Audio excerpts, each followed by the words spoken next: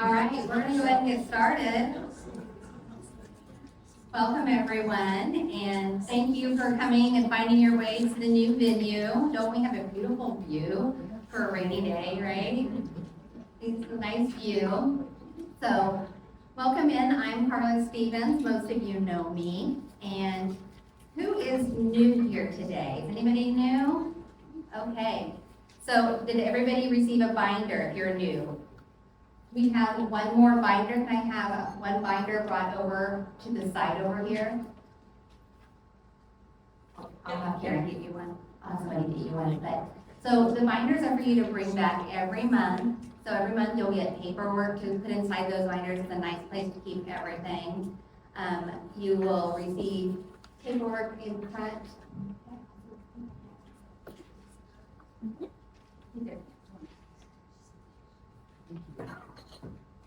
So we'll give you some papers that'll go in front of you, and that has information every month about our subject of the month. And anything that is hole punched goes in your binder. And I got smart this month, and I printed your feedback sheets on yellow paper. So the yellow pages stay with me at the end. Everything else is yours to take. And so that makes it a little bit easier. So anything that's hole punched, you can go with you. It's just information. And there's a place to keep notes throughout our talks. And we do ask that everyone holds their questions to the end. So on the notes, you can write down your questions on there. And then that way you won't forget them. If you're like me, I forget my question and I have to wait to ask it. So are you testing me right now on questions? Yes. Where are the pens? Oh, we had some pins at the front. Let me see if we have any extra ones.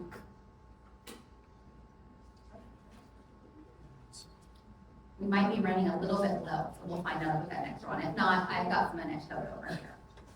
So the only thing I need back is the feedback form. Everything else is yours to keep. And as I said, my name is Carla Stevens. I am a real estate agent and a certified downsizing coach. I specialize in downsizing and right-sizing moves. And I'm also the founder and moderator of Ageless Insights Truth Series. So I found, working with my clientele, that we had a big gap in education and pre-planning for years before moves. That people just weren't getting the information they needed. And so we started this series, and every month we cover a different topic, and it's a strict no-sales policy. So if you ever feel sold to, please come talk to me, because that is never a goal here. It's to educate, equip, and empower you to make proactive and informed decisions that work best for you and your life, whatever those are. And I want to take a minute and thank our education partners at the back of the room. Well, they're usually at the back. They're the side now of the room, because they help me keep this free every month. It all comes at a price, and they help me keep it free. And they always bring you an article that's relevant to our topic. And so please take a minute at the end and go ahead and grab an article from them to take with you. And there are also amazing resources for information. If you call me with questions and I can't answer them, I pick up the phone and call one of these guys over here, because they usually have an answer for me or know somebody that does. So if you didn't see there, the restrooms were right around the hall, right around the corner here. And I will ask everybody to silence their phones. If you do need to take a call during it, just go ahead and step out in the hallway and come back in. So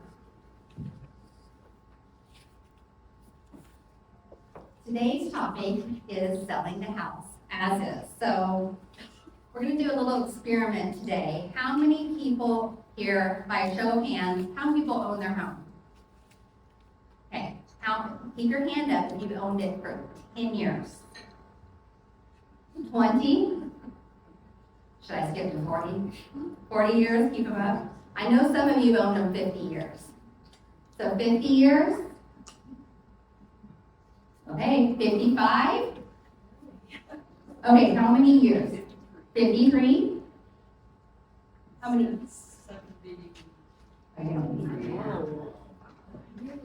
I think you won. I was born in 78 and I am 47. So not quite. Well, actually, does it count?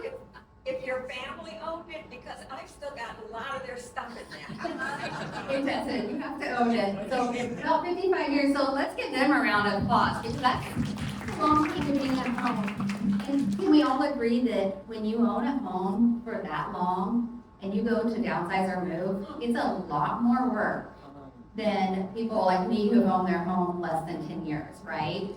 So, congratulations, you guys win a trip to Elm Crest Country Club. I'm all selling the house as is. So, today is not about me trying to convince you to sell your home. It's about me giving you information so you can make an informed decision that when the time comes, you can make the right choice for yourselves. So that's my goal today, is to give you a general overview about what selling as is looks like. Because there's a lot of misinformation out there about that, and you can talk to 4 different people, and they'll tell you a different definition of what selling as is means, right? So why cover selling as is? How many of you have received these in the mail, right? People calling you, emailing, sending you stuff, and they make it sound amazing. They say, we're gonna come, we're gonna buy your home, you don't have to make any repairs, you don't have to have an open house, no showings, nothing. We'll pay you cash. And you know what? Just take what you want out of the home and leave everything else there.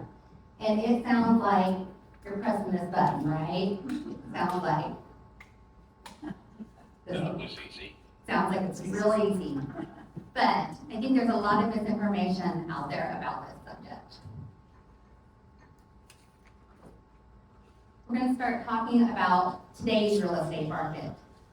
You know, our brains play tricks on us when it comes to the real estate market. I don't know if any of you spoke with a neighbor who sold a house maybe 5 years ago, and they told you the story of how their house sold, what, in an hour with 10 offers, and it was 25,000 over. And then that gets stuck in our head, right? And we can't stop thinking about that neighbor who sold 5 years ago. But folks, we have been out of that market longer than we were ever in that market. And I hope we never go back to it because of what was going on in the world. But again, we still think about that when we get ready to sell. Today's market is a balanced market. And you'll hear me say a lot today, it depends. I even wore my shirt. Downsizers Club members know about this shirt because I tell them all the time, it depends when we talk about real estate. Because part of our market is a balanced market, meaning we negotiate, and part of it is a bit of a seller's market. It depends on the price point that your home is in. But it's important to know where our market is, and also where your home value is. Because when we look at your home value, we find a home that's very similar to yours in the same neighborhood. And that's how we look at home values. So if we can't find one in your neighborhood, maybe we'll look in the school district, but we try to find something similar. And that home value changes every 3 months. So we try to look for something that's sold every 3 months, within 3 months. That means that the value of your home can change every 45 days. How many comparatives do you use? It depends on how many's available. Usually at least 3 to 5. So. And also, the information to know up front is first-time buyers. How old, does anybody want to tell me how old they were when they bought their first home? Anybody want to volunteer that? 30. 30, okay. I'm sorry? 25? 22. The average first-time home buyer is in their late 30s. Because affordability has changed. And so you'll see a lot more rentals. You may see your neighborhood has a lot of rentals, right? Meaning that maybe people have moved out and investors have bought those homes and have them as rentals, which is good nor bad. It just is, what some neighborhoods have turned into. But it's a great opportunity for those first-time buyers because sometimes we'll find them homes to purchase in that neighborhood. They'll live there until they can, their life changes, whether that's financial or their family side. Then they'll buy another home, but they'll keep that first one as a rental. So we understand a little bit about our market, and I want to tell you about the 3 types of homes I see when I go into a home, the 3 types I see. Because I think this is where a lot of misinformation is, where people want to sell their home as is. So most homes I see, probably 85–90%, are this typical average home. Meaning at top of the bell curve here, mechanics are pretty sound, right? Everything's in working order. Maybe your decor is a little bit outdated. So maybe you redid your kitchen and bath in the 90s after the kids, or after the kids left. But it's okay, it's outdated, but everything works. It's well maintained and it's clean. You kept up everything. If something broke, you fixed it, right? If it needed replaced, you replaced it. That's an average typical home. The homes selling completely as is are homes that often started out as a regular home, right? As a typical home. And then something changed in your life, in the person's life that owned it. So maybe they had a financial change. Maybe they're now on a fixed budget. Maybe they had a physical change and they can no longer keep up with the maintenance needed. And maybe they've lost their partner. And their partner took care of all of this. When something broke, their partner fixed it. And now it's everything they can do to barely keep up. And it's a reminder every time something breaks that they don't have that person in their life anymore, right? So that can be physically crippling as well. And those are the homes I see that become in deferred maintenance and in what they would consider as is condition. They're often unkept. Sometimes I will even see where rodents have come in and maybe somebody hasn't been able to remediate that. So, and then there's the maximizing equity home. So these are the proactive people that also have the availability to do this. Not everyone has the funds to do the maximizing equity. So maximizing equity, they've kept up with the trendiest decorations, they've updated their kitchen and bath, they have newer mechanics, and they've done a lot of renovations along the way. We just covered this in the Downsizers Club. If you don't know much about the Downsizers Club, we've been meeting for about a year. And in January, I told them, I said, is there anything that I haven't covered that you want covered? And some of them wanted to know about that they were a few years out from moving, and they wanted to know about some updates they could do to their home that could have a good return on investment. And so we went through that, and actually I have a sheet on it, is my handout today, so anybody that wants that information, I'll have over there. So this is what I would consider an as-is home looks like. So I'll have better pictures down the line here. These are just smaller pictures, but you can kind of see there's a lot of deferred maintenance. That first one, water has gotten in, right? These were homes that they could be repaired, and you can make changes before you go on the market if you choose to. When someone does this, often the contractor will take out the cost of those repairs at closing, so you don't have to pay them up front, which is nice for some people. Some people, it's just better that they just sell it in this condition, right?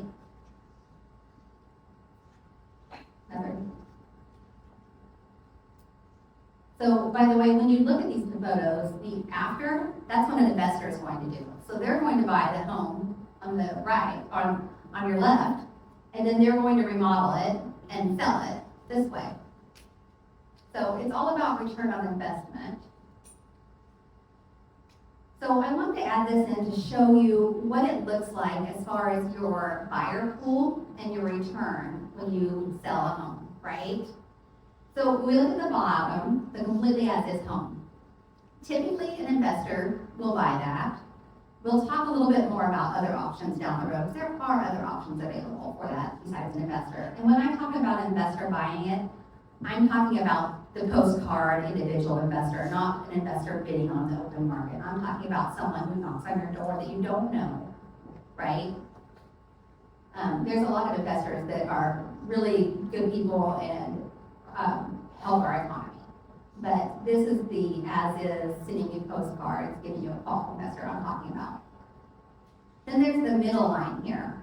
This is a typical average home. Open this up to a lot more buyers, right? So when you list your home as average, you have a lot larger buyer pool looking at that.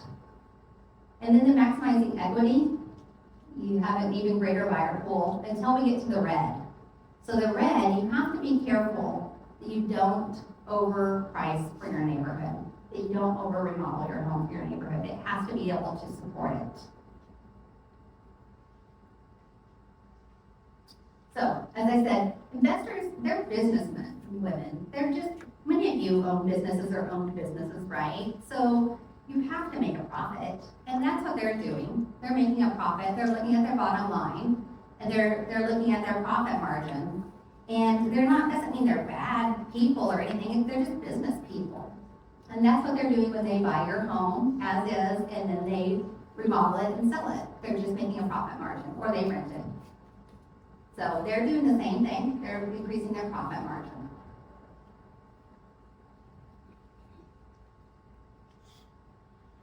I'm going to talk to you a little bit about how I price an as-is house and then how an investor prices it. So let's say you come to me and you have a home. I'll give you an example. I worked with a couple of physicians who were retired. They had a very nice home in a nice neighborhood, right? Their health changed and they weren't able to keep it up. And then a couple of things happened along the way. They had a water leak in their basement, which they luckily were still at home. They found it right away and had that remediated, but it caused some damage, so they got that repaired. And then they had a mouse problem. They lived on a large wooded lot, and mice got into their home. So they got that remediated, took care of it, and because of their health change, they decided to go ahead and move to a senior community. So they made that move, and their house sat empty for a little while, and that's about when I came into the picture, when they called me. And so when I got to the house, the mice had gone back in again, because that's what mice do. I mean, it doesn't matter how nice of a home you have, they like to come in when you have woods, when you have trees behind your home. So we priced it as is.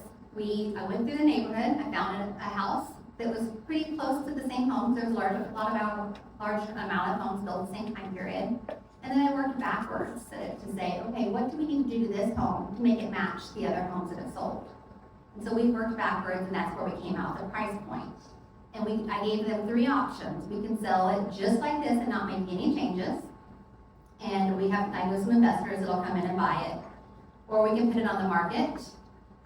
We can just change out some flooring. We have to have professional remediation come in and do a cleaning and change the flooring, and we can put it on the market. Or number 3, we can do some remodeling or make an investment and we can get to the top of that. And they chose that middle one, and it worked out really well for them. They made a small investment in new flooring and the remediation, which they all paid. They didn't pay anything up front. They all paid it at closing. But they had competitive buyers. So they had several people bid on their home, and they actually did sell their home as is. So they sold it in its current condition. We did not make any repairs to that home once it was on the market. But it didn't need a lot. It didn't have a foundation issue, right? It didn't have anything like that. So an investor does the same thing when they do the math, right? So they work backwards just like I do, except they have to figure in their profit margin because they're a business. And so when they subtract their profit margin, typically you get about 60 to 70% of the actual value of your home. And when you put it on the market, you have other options. There are a couple things I wanted to make sure I covered here. When you have competition, when you go on the market, there's many investors that will bid on it against one another too. There's more than just the investor that sent you the postcard. If you go on the market, someone who wants to invest in that neighborhood and either flip the house, as we call it, which is when they remodel it and sell it, or rent it, they can still bid on that. But it also opens up to the 20 or 30 something that's really handy and can remodel a home on his own and wants to live there, right? It also opens it up to the Neighborhood Finance Corporation. I don't know if you guys have heard of this, but it's this amazing community organization we have here. And they help finance buyers. It's typically in lower income areas, but a large part of Cedar Rapids is covered through it. And what they'll do is they'll come in and they'll look at a home and they'll finance it as if the repairs have already been done. So that way they finance that all into their loan. So they'll help someone buy a home that needs repair, make the repairs through their contractors, and then move people in. And then part of that loan is forgivable for the buyers. So it's a great organization to open it up to. So fair market value You'll hear a lot, we pay fair market value, right? And so fair market value to them is what they can buy it for and make their profit, because it's a business, right? The definition of fair market value is, true fair market value is the price a willing seller will accept and the price a willing buyer will pay. And I think that's an important definition for everyone to know. It's the price a willing seller will accept and a willing buyer will pay. So if you decide, let's say, we talk about crisis moves here a lot, right? We talk about that sometimes crisis moves happen and we're stressed and we just really need to sell our home at that point. And sometimes that's the best thing for your situation if you're in a crisis move. Not always, but sometimes it is. If you're in that situation and to relieve the stress, and we can find you the best buyer, if that need is met, if the price they offer you meets your need, and you're okay with that, and it meets their need, that's a fair market value, as long as the two agree. What I think is important is for you to know the value of your home before you have those conversations. And then if everybody works out and comes together, that's the best thing for your life, then that's a good decision for you. I'm going to cover inspections and negotiations just a little bit here because I feel like this is a large reason why people want to sell their home as is. I don't know if you agree with me, but I feel like people don't want to go through the inspections and negotiations, and that's why they just want to sell it as is and be done, right? But inspections, you always have three options whenever you get an offer or an inspection. You can accept it, you can reject it, or you can counter it, modify it, right? And what inspections are looking for are major items. We never know for sure what buyers are going to ask for because it's as different as the people are different, right? So whatever's important to one buyer may not be as important to another. But what I gave you in your handouts is this. I gave you actually one page from our contract, and I highlighted it.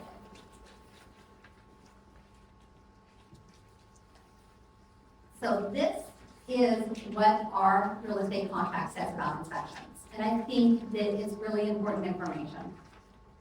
It says, these inspections are not to be construed as inspections to bring an older home to compliance with current building codes.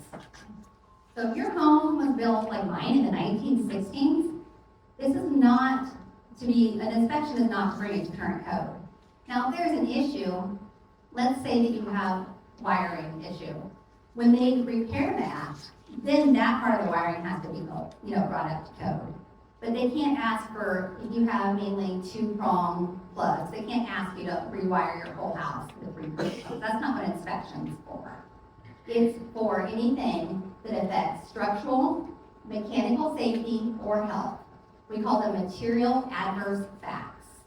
So, down here at the bottom, it says, significantly or adversely affecting the value of the property, that's our finance, right? The significantly reducing the structural integrity and presenting a significant health risk. Those are the things that they can ask for. Other than that, if they don't like the decorations, they don't like other things, they can't ask for that stuff. I mean, they can, but you should say no. I mean, and their agent should, talk to them about that, and most people don't. They should only ask for these items. The other thing they may ask for, and I've had this come up, is it says up here in this line about, it's understood that there is a reasonable expectation that components are functioning properly unless disclosed otherwise. So they'll ask you, if all your appliances are working order. And some of you probably have a dishwasher and haven't used it in years, right? If there's only 1 or 2 people, I've had many clients say, I don't use my dishwasher. But if you mark that it's working, and then they do an inspection and it's not, they will expect you to repair that, any appliance. But if you don't know and you mark unknown, then it's open, right? But I feel like people want to sell as is a lot just because of inspections. And really they can only ask for major items. So this is the main reasons I see people end up with investors is they don't know the value of their home. Maybe they haven't kept up with the market.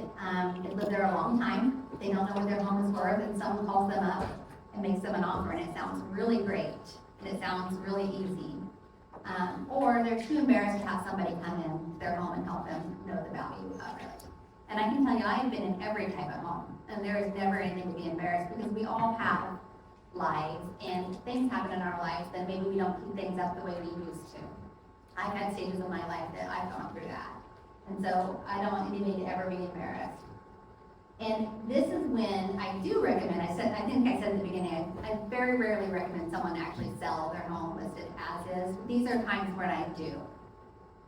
When you are going through that crisis move, sometimes it's the best option if you're going through a crisis move, to sell it as is. Now, when I say that, I'm saying putting it on the market and selling it in its current condition.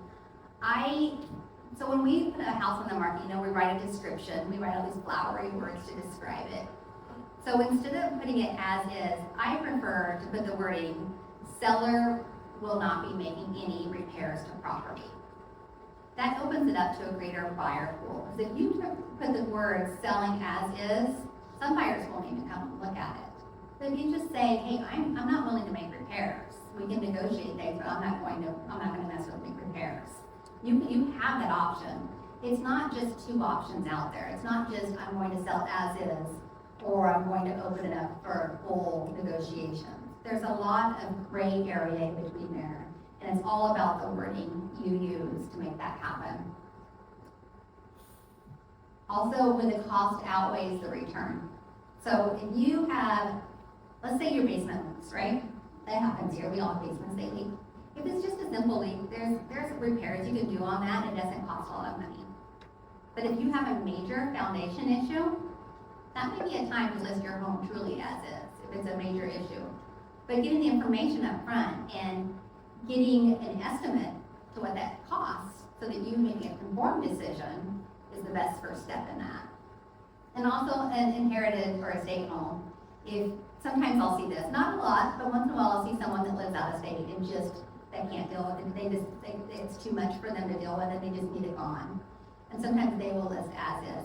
But again, I always caution that, because I always want to look at that home first and talk to them about that. Question? Oh, can we save questions at the end? Would you mind writing it down? Oh, We sorry. really try to save them at the end, Okay. because I might answer it going through here. Okay. So I'm going to cover maximizing equity real quick, just because I mentioned it earlier. If you decide to do something to improve your home, here's the deal. When someone comes to your home and looks at it for sale, they make a decision whether they want to move forward and look at the interior within 6 seconds. So what do you think they're looking at when they're making that decision? The landscaping. They're looking at the exterior of your home. And so the biggest bang you can get in improving your home is that first value, one of the biggest. So like I said, I have a handout over there that'll kind of go through that a little bit more, so I'm just gonna cover it a little bit here, but really the landscaping, a steel door, things like that. Turnkey homes, there's a difference between turnkey and remodel. So when you remodel a kitchen or a bath, you're getting about 50% return on investment. When you refresh it, meaning just maybe replace a countertop, doors, paint, you're getting a much higher return on investment. So there's a big difference. Also, I caution people with premium brands. If you are replacing your windows and you plan to live in your home for 20 years, replace them with whatever you want. But if you plan on selling in the next 10 years, and I'm not going to say brand names, but there's a brand out there. It's a great brand, but it costs a lot of money, right? It's a high-end brand. I would not suggest putting that brand in if you're going to sell your home in the next 10 years, because you will not recoup that unless you found someone that really just wants that brand of windows. So, and it's like that with appliances and everything else. Everything else goes into a home. Oops, I went the wrong way, sorry guys. Went the wrong way again. Before I go to the next slide, I think I have a quick question. So, if I told you that you could spend $600 to $800 on something in your home that would give you a more than 3,000% perceived, and we're not talking about dollar for dollar, perceived return on investment, would you spend that $600 to $800? At Downsizers Club, you guys can't cheat, you guys know this. So that item, I tell people this all the time, and very few people do this, one thing, and that is a deep cleaning from a professional.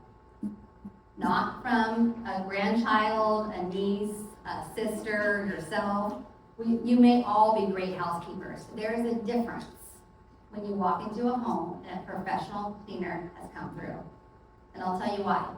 Because when buyers walk into a home, you may have maintained your entire home. You may have replaced everything and kept everything up and been meticulous.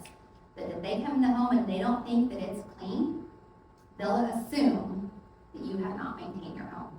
It's just one of those things. It's a brain trick that happens to everybody regardless of age. When they walk in the home, if they see that your home is sparkling clean, they're going to assume that you've kept really great care of your home. So that's the number one thing I tell everybody who lists their home. No matter whether you use for sale, whatever you do for your home, get a professional clean done, because you will see a difference and you'll get better feedback. Unless you're selling as is, and when the crisis moves in, just go for it. These are the other top 5 return on investments, but I have a handout for those if you want to take those home with you. So just to review, I want to make sure, if I do nothing else, I want to educate everybody on the difference between an average home and what an as-is for sale home looks like. So an average home, well, let's start with as-is. So usually the HVAC and everything is 25 years old, right, at least. And it may be partially functioning, like maybe you have to close all the bedroom doors to keep the living area cool or warm, but it works for you and you've made it work, but it's not optimally functioning. There's significant clutter, in general, just deferred maintenance and disrepair, right? There's outdated electrical, plumbing, maybe a structural issue, a major structural issue, not a minor, a major structural issue. And then the average home, mechanically sound, all your systems work. Some outdated decorations, maybe your decor's from the 90s, maybe your remodel in the 90s. Clean and well kept overall, just generally good maintained, right? So when I was going through this, this kept popping into my head about Jeff Foxworthy. I grew up in Kansas and everybody loves Jeff Foxworthy. It made me think of him. If your appliances and mechanics are older than your children, you might have an outdated home. That's not true, but it just sounded like something you could say, so I had to fit it in there. So we're going to play a game. Let's see if I have done a good job of teaching you what the difference between an average home and we're going to call it a fixer-upper instead of as-is, okay? So you guys just tell me what you think these homes are. You ready?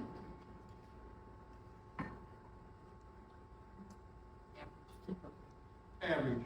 Average. Yep, that's an average home. This is an early 1900s home. And I'm sorry, the photos it doesn't always do great with it. Are you able to see it very well? Average. How about this one? Average. What if I told you that bathtub's not connected, that's plywood under that? Okay. Then what do you think? Fixer-upper. That's the same house, by the way, as the previous one. The rest of that house was average. This is the home that I actually sold within the last year. And we sold this one to a couple through the Neighborhood Finance Corporation. And so a young couple bought it.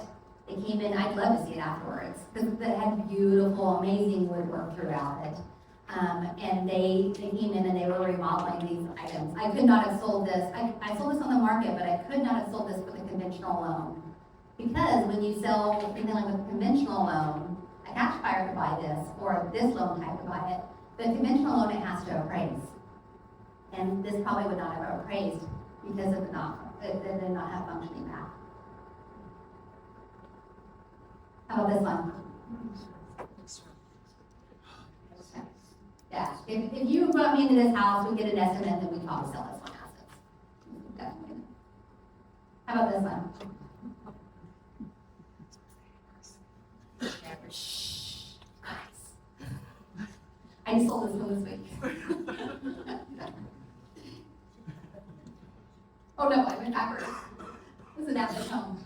It was a beautiful ranch on a double lot. It just needed paint. Just needed flooring and paint. But I think that people think, now how about this one? That's an easy one, right? Right?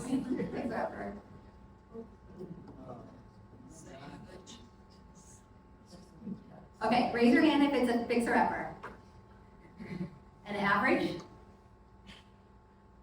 I'm gonna say average. I pulled this one off the internet because it just needs clean. It just needs clean. It's an average home. Is that panel? Yeah. It needs to be paint too, but again, outdated decor does not mean it's as is.